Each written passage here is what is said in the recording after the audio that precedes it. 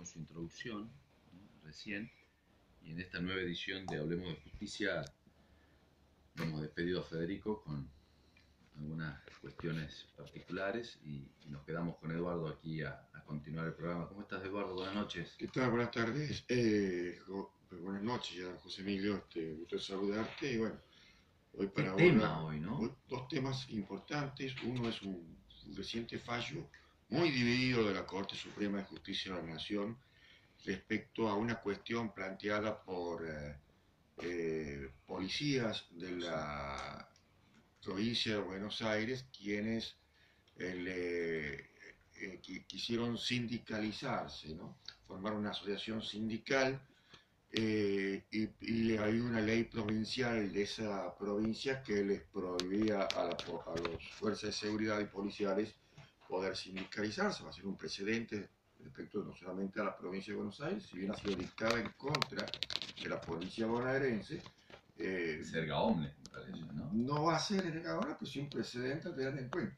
De todos modos, es una mayoría finita. Vos sabes cómo la Corte Suprema a veces no tiene lo que se llama en el derecho norteamericano, en el common law, el stare decisis, es decir, el respeto al precedente obligatorio, es decir, respetar nuestros propios precedentes.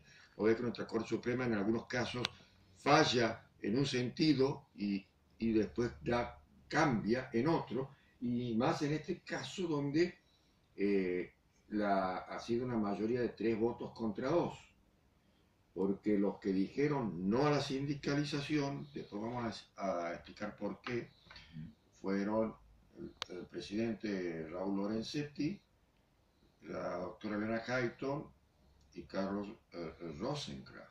¿Ah? Y los que dijeron sí, pero con distinta fundamentación constitucional, uno más basado en la Constitución y otro más basado en tratados internacionales, fue Maqueda y Rosati. Los dos constitucionalistas de la Corte, ¿no? Sí, bueno, podemos decir que tienen, bueno, Rosenkrantz también, ¿no? En cierto modo lo es, un hombre que ha escrito mucho sobre el tema antes de su carrera, su vida académica, ¿no? Y bueno, esa es la situación actual, y ahora vamos a explicar por qué. Y el otro tema es aquel tema tan doloroso que ha sido la muerte de esta joven Micaela, que no vamos a hablar ya de las cosas que tanto se ha hablado en los medios, pues sería redundar en tratamientos profundos, pero sí vamos a tocar tangencialmente, vamos a ver la perspectiva de la forma y el trato que le han dado los medios. Vamos a tener un entrevistado especial, alguien que ha realizado una tesis, una investigación, trabajo de investigación y escrito un libro que hace un tiempo atrás nos visitó por Santiago del Estero, que es el doctor Norberto Trabonasca, que es un juez de la Ciudad Autónoma de Buenos Aires, penal y conversacional, y a su vez investigador de la Universidad de Buenos Aires y profesor de Derecho Penal de la Universidad de Buenos Aires, que escribió justamente un libro sobre el tratamiento mediático que muchas veces no va en línea con lo jurídico y a veces genera una falsa expectativa respecto de estos temas. Bueno, sobre todo porque bueno, ha habido mucha discusión, se ha hablado del garantismo, con falacias de concepto que es garantismo, como si garantismo fuera algo que va en contra de la seguridad de los ciudadanos y para de los ciudadanos, cuando en realidad no es así. Garantismo es garantizar los derechos que nos da la Constitución, entre ellos también los derechos de la víctima. O sea, si abolimos el garantismo, directamente no abolimos la Constitución, las garantías constitucionales. No. Eso son una cuestión que se la utiliza con otra semántica, y bueno, todas esas cuestiones, el doctor Trabonasca ha realizado toda una investigación que ha dado lugar a un libro que se trata justamente de eso, ¿no? Que ya nos va a comentar él cuando estemos, y vamos a ver que desde la opinión de este experto, cómo ha visto el trato mediático de todas estas cuestiones lamentables, como que también sirven como una plataforma para un gran debate sobre estos temas, ¿no? Me parece que ha molestado de alguna manera y no me ha parecido muy ubicado, si puedo llamar así el término, la expresión del presidente de la nación, incluso de su jefe de gabinete, haciendo alarde, porque, a ver, no son ciudadanos comunes, si bien creo que desde esa particularidad pueden haber opinado, ¿no? Tanto Bueno, el es una de las Puigdemont, cosas que se pero le es el criticó presidente. muchísimo al gobierno Anterior, anterior, claro, claro, cuando muchísimo. opinaban sobre las decisiones judiciales, rápidamente salía a criticar diciendo que se había, Sí, puede haber obviamente acciones, como hay acciones de gobierno, puede, o otros dicen, bueno, no, que como todo ciudadano tiene derecho a opinar y a ejercer su derecho de expresión, pero como se trata de la actuación de otro poder, poder, claro, y estamos. que en muchos casos puede incidir también sobre las decisiones, ¿no? Creo que les va a Como molestar un si algún día factor un de juez poder. Lo mismo fue opina. criticado a la presidenta que cumplió su mandato antes de la última elección, sí, cumplió su mandato el presidente Kirchner, que muchas veces opinaba sobre los fallos de los jueces y realmente no es, no es que esté prohibido, pero no es saludable a lo que se llama a la independencia del Poder Judicial. Totalmente, porque tampoco un juez mañana puede salir a criticar un Acciones de acto de gobierno en gobierno ese sentido, lógico, acciones de gobierno, ¿no? ¿no? Que son, Sí, sobre todo que está reservada a la esfera de la oportunidad y la conveniencia, por ejemplo, del Poder Ejecutivo, ¿no? Eh, eh, lo que, claro,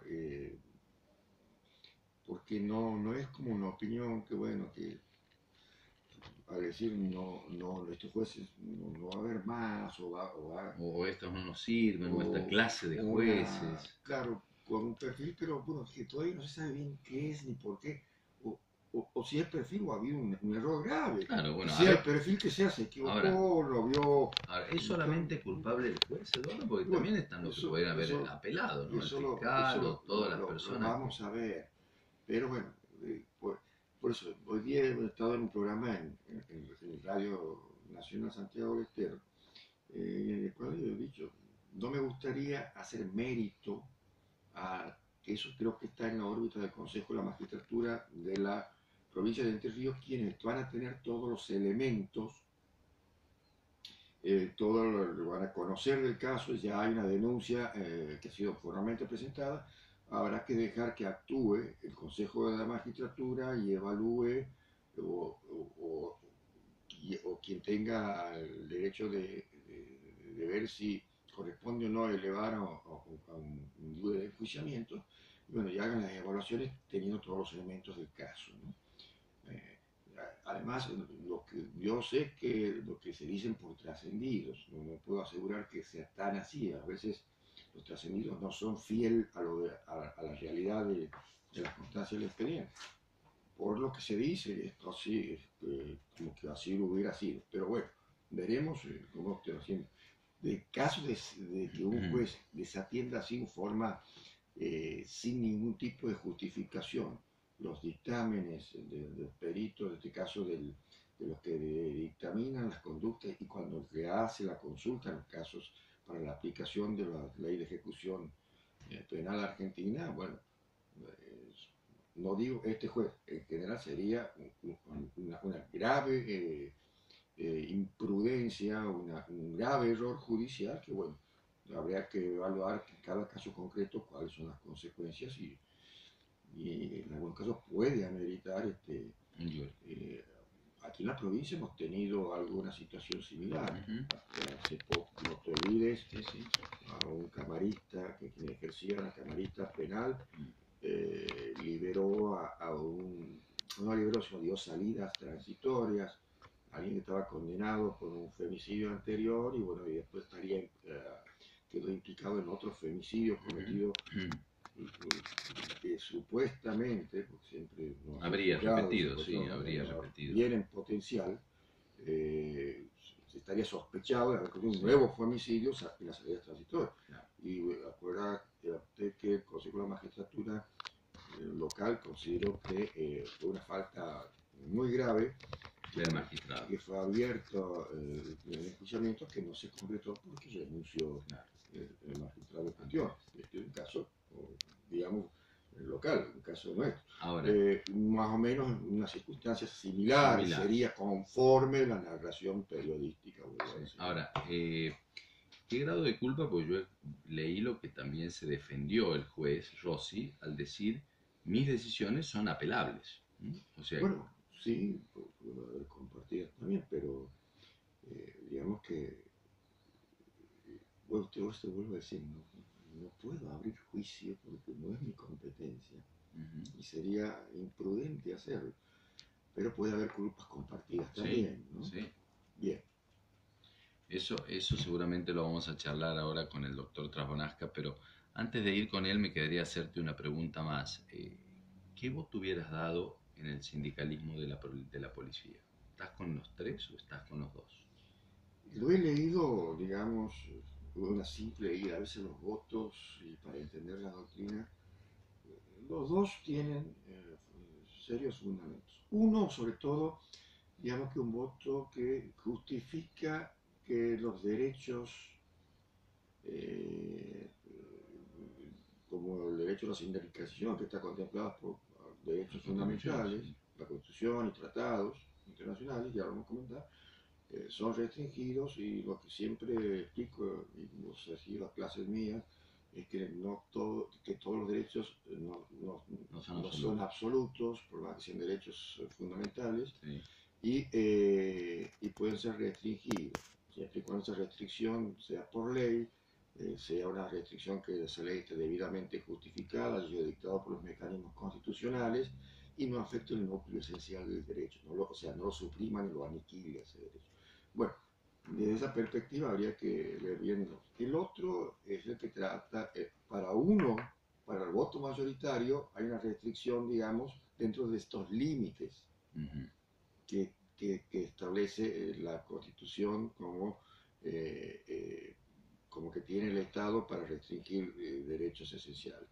Mientras que el voto minoritario entiende que se ha transgredido, digamos, esos límites y que ha anulado o aniquilado, y que por lo tanto debería haberse hecho lugar. ¿Ha habido un solo voto? ¿Ya está el doctor? Muy bien, ya tenemos la conexión con nuestro invitado, ¿no? La mayoría lo firman tres. Por eso, pero ¿hubo un voto primero y después dos adhesiones o los tres tuvieron su...? No, el orden no está establecido, ¿no? El voto que hay adhesiones y después son votos individuales de Maqueda y Rosati. Muy bien, estamos en contacto ya, me parece, Eduardo, con el doctor Norberto Trasbonasca. Si nos está escuchando, doctor, ¿cómo le va? Muy buenas noches, aquí estamos. Hola, buenas noches, ¿cómo están? Bien. Gracias por el llamado. Un gusto saludarlo, le saluda el doctor José Josami, aquí estamos con el doctor Eduardo Yuda. Bueno, Eduardo y yo primero queremos agradecerle muchísimo su predisposición a quien Hablemos de Justicia, este programa que hacemos todos los miércoles en Radio Universidad. Los dos como magistrados, el doctor como magistrado de corte, yo como juez civil, y hoy se acaba de ir Federico Medina, que es un joven abogado que nos acompaña, ¿no? Pero lo convocamos por un tema candente que hoy tocamos aquí en el programa y que usted es un experto, como es este famoso dilema que se ha planteado con el tema Micael. Claro, yo quisiera saludarlo también al doctor Norberto Trasbonasca, a quien tengo el placer de conocerlo personalmente, hemos conversado mucho en su última visita a Santiago del Estero, y como fue el argumento de mi convocatoria, no mirarlo desde la perspectiva que tanto se ha hablado ya en los medios, sino sobre una perspectiva especial, que él ha hecho una muy buena investigación sobre cuando el tratamiento mediático de la noticia, y una noticia de tanta conmoción y tan triste como la del asesinato de esta joven, femicidio, digamos, ha generado en el contexto social, mediante los comunicadores mediáticos al respecto, ¿no? Y donde en muchos casos se lo ha utilizado como una forma de ataque a ideologías jurídicas o de otras cosas que en cierto modo sacan del ángulo del esencial, de lo verdaderamente importante de la investigación. No se lo puede utilizar respecto a una puja de ideologías o de paradigmas jurídicos, ¿no? ¿Qué tal, Norberto? Te doy la palabra y creo que has entendido a dónde va apuntada mi pregunta. Sí, buenas noches a todos, gracias por el llamado, para los oyentes también. Bueno, sí, creo haberla entendido y bueno, la visión que yo tengo es una visión del papel manipulador que vienen jugando los medios masivos de comunicación ya hace muchos años. Este vendría a ser una nueva escena, un nuevo capítulo de una película o obra de teatro ya vista, porque basta con recordar muy pocos casos emblemáticos, por ejemplo el de Bloomberg, donde los medios amplifican un hecho absolutamente doloroso, que generalmente está vinculado con la sangre, y en este caso en el último con la sangre y el sexo, que esta manipulación mediática convence lamentablemente a la gran parte de la sociedad, atravesando todas las ideologías, en que la única salida para resolver estas situaciones es la de el encierro en la prisión. Entonces, esta manipulación mediática eterna, digamos, que tiene exclusivamente fines de lucro, es decir, de poder cobrar más el aviso que tienen los medios gráficos y los medios audiovisuales, sobre todo los medios audiovisuales, como decía, manipula mediante esta situación, y la sociedad, o gran parte de ella, sigue creyendo en esta única salida, sobre todo cuando se produce algún beneficio anticipado previsto por la ley, y luego esto termina en un hecho luctuoso, sobre todo cuando termina con la muerte. Así que insisto que a mí no me sorprende esta situación, y lo que está produciendo esta lamentable manipulación mediática es, yo diría, una locura social. ¿Por qué una locura social? Porque siempre la sociedad pide lo mismo, es decir, mayor cantidad de penas e impedimento de salidas en diferentes tipos de delitos antes, o sea, ningún tipo de beneficio, que es lo que se pide siempre, esperando resultados diferentes. Y los psiquiatras dicen que la locura es hacer siempre lo mismo, esperando resultados diferentes. Así que, en particular, los medios, cuando hay un hecho tan doloroso como este, que puede vender tanto, mediáticamente desatan esta, insisto yo, locura social que pide mayores penas, ningún tipo de salida anticipada y menos garantías, menos aplicación de garantías. Tanto es así que los medios han transformado las garantías constitucionales y el respeto a los derechos humanos como un insulto. Es decir, si a cualquiera le dicen garantista, se lo están planteando como un insulto, y plantean que es la defensa de los derechos humanos de los delincuentes y no de las personas honestas. Esta locura ha determinado que masivamente se vaya, digamos, acompañando o generando un rumbo de la sociedad en este sentido. Entonces después ya no es muy difícil de poder observar el final del túnel, porque supongamos el ejemplo concreto no para hablar en este caso concreto, sino en general, ¿no? Supongamos el tema del femicidio. ¿Qué fue el femicidio? El femicidio es cambiar o aumentar la pena que estaba prevista de 8 a 25 años, llevarla o a cadena perpetua o a una mayor cantidad de años, digamos. Y eso, si llega a fracasar porque los femicidios no bajan, ¿después qué sigue? Claro. Es decir, ¿cuál es el paso siguiente? ¿Cuál es el límite? La pena de muerte, la prisión perpetua. Entonces, esto yo creo que ha generado en grandes bolsones de la sociedad que los presos, no solamente de delito, sino de cualquier delito, no salgan nunca más. Bueno, doctor, aquí justamente en La Nación hoy el doctor Gustavo Ferrari, secretario de Justicia de la provincia, pone un título diciendo: hay delitos que no deberían permitirse las libertades condicionales, lo dice Ferrari. O por ejemplo el jefe de gabinete o el presidente pidiendo la cabeza de un juez, ¿no? También. Y bueno, tampoco esto no me sorprende, porque digamos, hay determinados funcionarios públicos que no se quieren, entre comillas, enemistar conectar con la sociedad, cuando la sociedad vaya para un lugar y no quieren, digamos, confrontar ideas. Y en general también siempre el chivo expiatorio es pedir la cabeza del juez, o sea, como si el juez tuviera la bola de cristal para saber qué va a hacer en cualquier delito un imputado cuando salga. Entonces, por eso esto genera de a poco un convencimiento en la sociedad que determinados delitos no tendrían que ser. Y ya tiene el Estado parlamentario. Creo que la ministra de Seguridad está defendiendo en las cámaras del Congreso la imposibilidad de libertad condicional para algunos delitos. ¿Y quién determina cuáles son los delitos?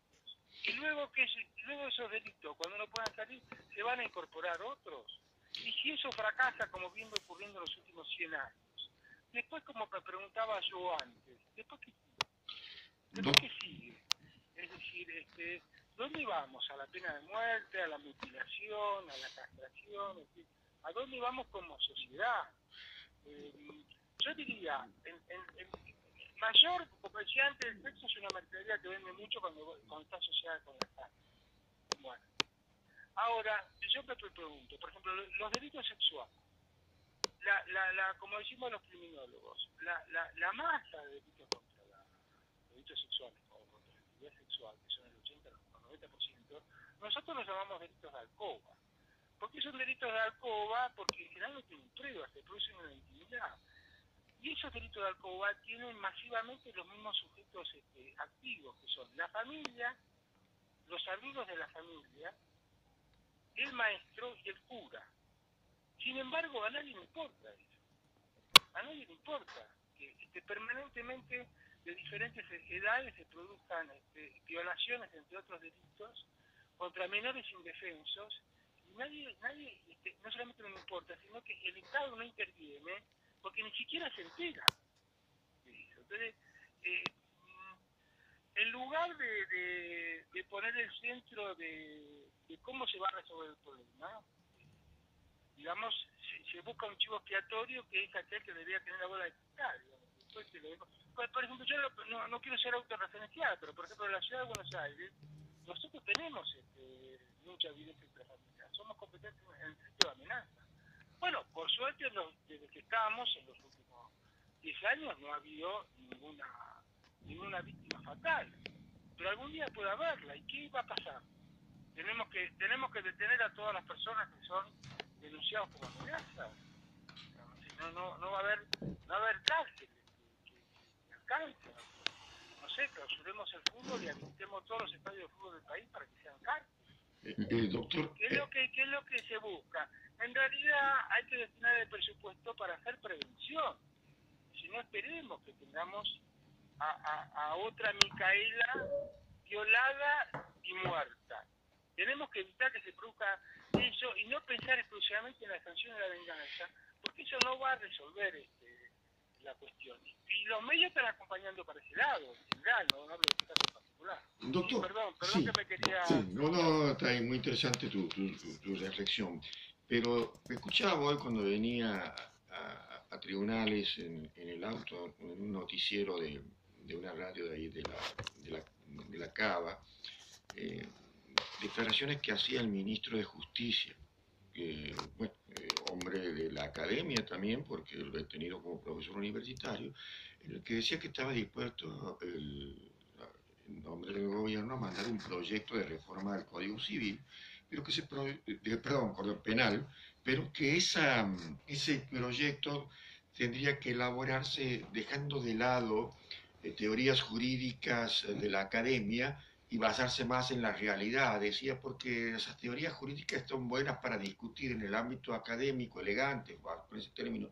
para discutir en el ámbito académico, pero a veces no sirven para dirimir los problemas que genera los delitos en la sociedad. ¿Cómo lo ves vos como investigador universitario en materias criminalísticas y de derecho penal, como que se quiera prescindir de las opiniones o de las teorías jurídicas que se debaten a veces desde lo académico también, ¿no?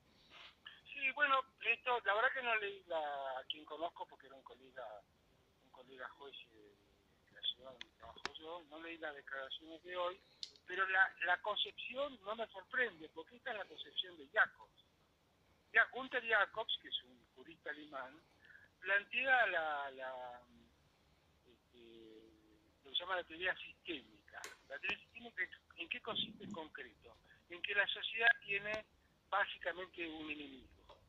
Así que va a haber determinados delitos o determinados imputados que tendrán determinado tipo de garantía y otros no van a tener ninguna.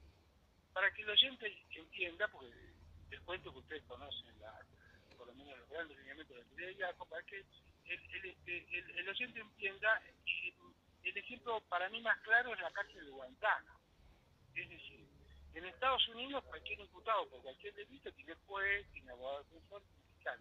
En Guantánamo no tiene nada. ¿Sí? Tiene a la CIA, solamente a la policía. Si se va para ese lado, desconozco cuál es la versión de Putin. Hoy viajé todo, aún continúo viajando, no escuché la declaración de Garabano, pero si está planteando eso, no es nuevo. No es nuevo. Esto es la teoría del derecho penal del enemigo, es seleccionar, bueno, hasta ahora, digamos, este enemigo fundamental, como que tenía turbante, era musulmán, supuestamente terrorista, y si tenía turbante iba a Guantánamo. Yo de manera un poco grotesca, pero para que el oyente entienda. Si es esto, insisto, no es una concepción negativa, novedosa, digamos, es lo que se trata de hacer. El tema es quién decide, quién queda afuera del sistema de derechos y garantías. Ahora, bueno, eso me parece a mí que ameritaría una reforma constitucional, porque acá, hasta donde yo sé, es una reforma para la tribuna. Existe el principio de igualdad ante la ley, o sea, somos todos iguales ante la ley. No puede ser que haya no puede haber un derecho penal para un componente social que transgrede la ley, como decía Jacob, y otro para el enemigo de la sociedad, que eran aquellos ya estigmatizados o que habría una comunidad de ideas que van a acabar con la sociedad o la crudeza de su acto delictual. Bueno, ciertamente bien lo has acotado, Jacob, cuando explicaba su teoría decía que los derechos humanos es una gran utopía, que toda la parte política habla, los expone en su campaña política, los expone en leyes, pero en la aplicación concreta no, porque justamente al enemigo no hay ninguna garantía, ¿no? Es un poco la filosofía que se baja. En la práctica hay que jugar para la tribuna, ¿no? Bueno, puede ser algo así, pero nosotros tenemos un ejemplo bastante reivindicador de nuestra historia como un país de respeto de la garantía de los derechos humanos, porque somos el único país en la historia de la humanidad que ha hecho juicio a lesa humanidad a Fuerzas Armadas, Fuerzas de Seguridad y Civil de todos los rangos. Eso no existió nunca. Y todos han tenido, todos los imputados por genocidios y miles de muertes, desapariciones y tortura, y muchas violaciones, por paso, ¿no? Para que vayamos refrescando la memoria de la cantidad de mujeres y de niños robados como delitos aberrantes, y eso podríamos llegar a la conclusión, digamos, práctica, que también es realidad, que el general Videla o el almirante Macera hayan tenido derecho a todas las garantías y un violador no las tenga. Claro, un poco esa es representación de la realidad.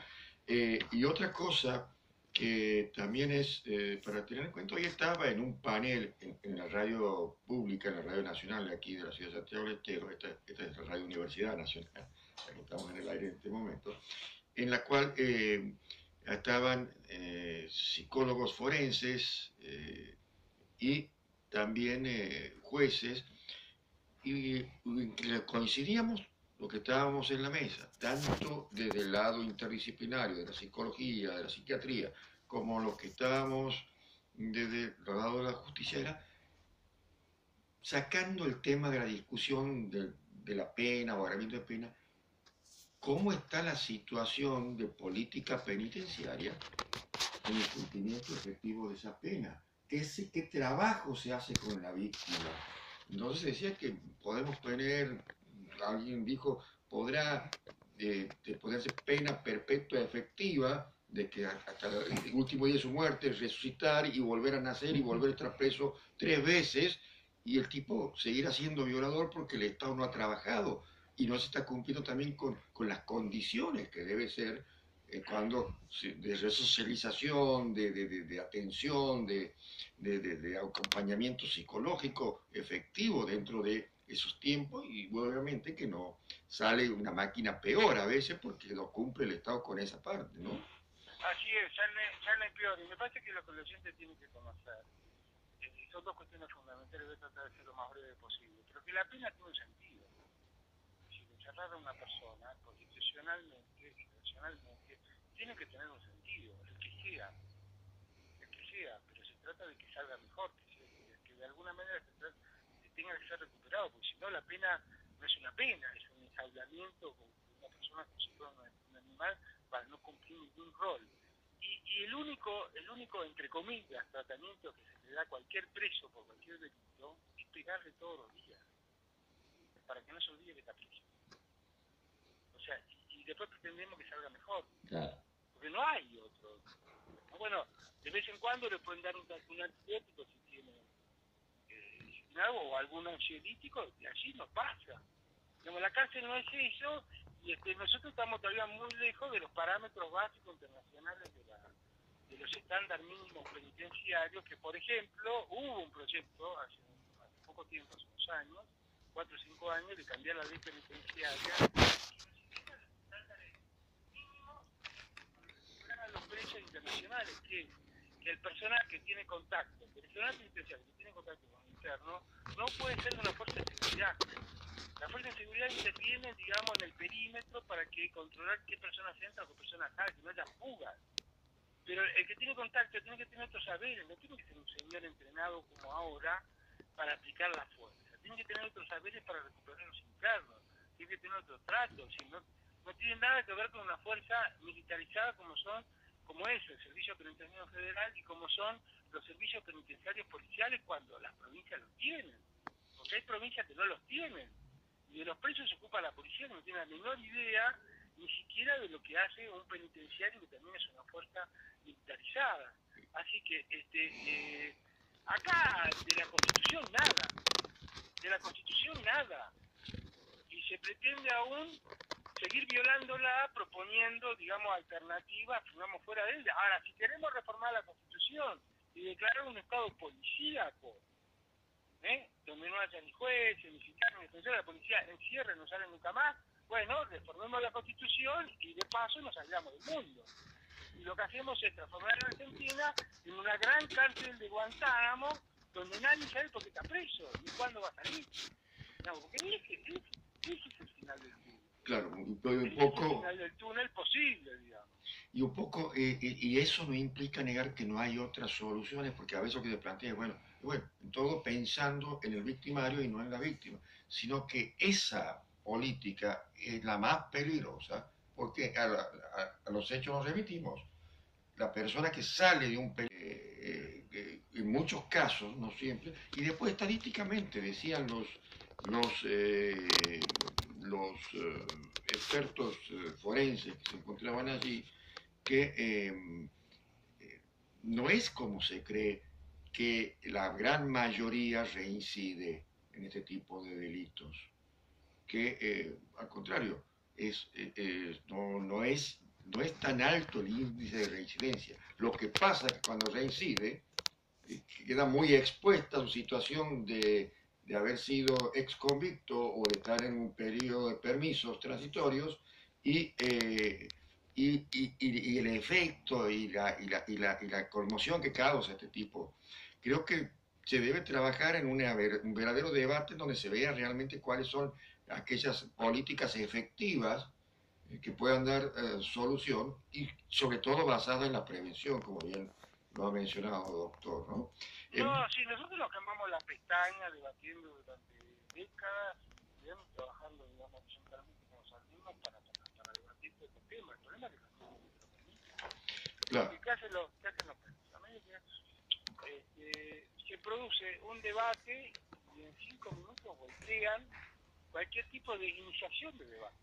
Por ejemplo, la anterior comisión reformadora del Código Penal, que solo daba un puntapié para que la sociedad se ponga a discutir estos temas, vino un señor, que estaba compuesta por todos los partidos políticos, no oficialistas y opositores, vino un señor, no puede, en este caso fue el diputado Massa, pero pudo haber sido cualquiera. Y en 5 minutos se terminó con un debate de 2 o 3 años que proponía iniciar el debate, con el argumento que el presidente era Zaparoni y que puede estar de acuerdo o no estar de acuerdo parte de la sociedad. Pero ahora está pasando lo mismo. Fíjese lo que está pasando ahora. Los medios amplifican este caso y el presidente de la Nación, el presidente actual, junto con el ministro de Justicia, hace poco que han puesto en funcionamiento una nueva comisión de reforma del Código Penal. Nadie habla de eso. Se están poniendo a trabajar. Gente que yo puedo estar de acuerdo en unas cosas, en otras no, pero está funcionando. Bueno, a partir de ayer, los medios, y si hay una nueva propuesta de que no tengamos, que eso va a correr por un lado y por otro lado vamos a tener, no sé, el derecho penal de la realidad, por llamarlo de alguna manera.